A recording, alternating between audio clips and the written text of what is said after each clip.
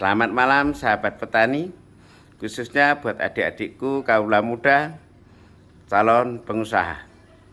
Malam ini saya Wayan Supatno, Pak Tani, mau berbagi topik yang sangat berguna untuk ke depan, yaitu konsolidasi diri. Ketika nanti membesar, konsolidasi bisnis.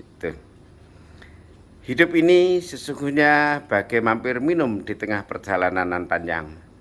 Kalau kita kaji, ada ribuan tahun sebelum kita lahir dan ribuan tahun pula setelah kita mati. Hidup kita normatifnya hanya puluhan tahun saja. Ya, persis seperti mampir minum di tengah perjalanan yang panjang. Untuk itu sedapat mungkin kita bisa memaksimalkan manfaat hidup kita untuk sesama umat manusia. Karena itulah poin terbesar di mata Tuhan yang Maha Suci.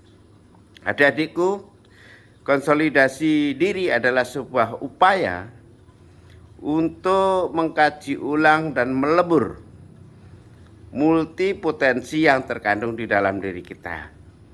Untuk mengkaji ulang langkah-langkah yang telah kita lalui. Menghitung ulang potensi sumber daya alam yang kita miliki, terutama sumber daya manusia yang kita miliki. Ya, sudahkah langkah-langkah kita yang berlalu sesuai rencana kita? Sudahkah langkah-langkah yang berlalu sesuai target harapan kita? Jika belum, maka perlu dihitung ulang dan dicari sebab-sebabnya untuk disempurnakan melalui strategi-strategi langkah ke depan. Itulah konsolidasi diri pada hakikatnya. Ya, konsolidasi diri itu sangat penting ketika kita mengawali sebuah bisnis. Karena kita memiliki multi keterbatasan. Tenaga, waktu, pikiran, dana, kesempatan, dan lain sebagainya sangat terbatas. Ketika kita tidak efisien, efektif, dan strategis menggunakannya, maka itu semua yang sangat terbatas seolah-olah hanya dihambur-hamburkan begitu saja. Maka perlu namanya konsolidasi diri untuk efisiensi, efektivitas, memacu percepatan sampai tujuan kita sebagai pelaku bisnis atau pengusaha.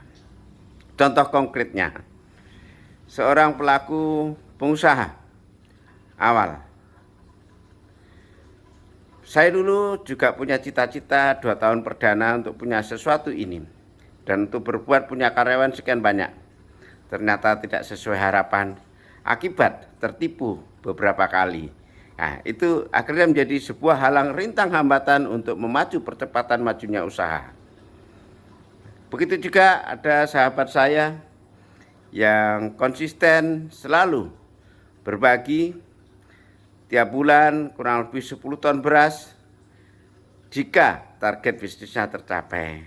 Ternyata tidak bisa ditambah karena target bisnisnya tidak tercapai.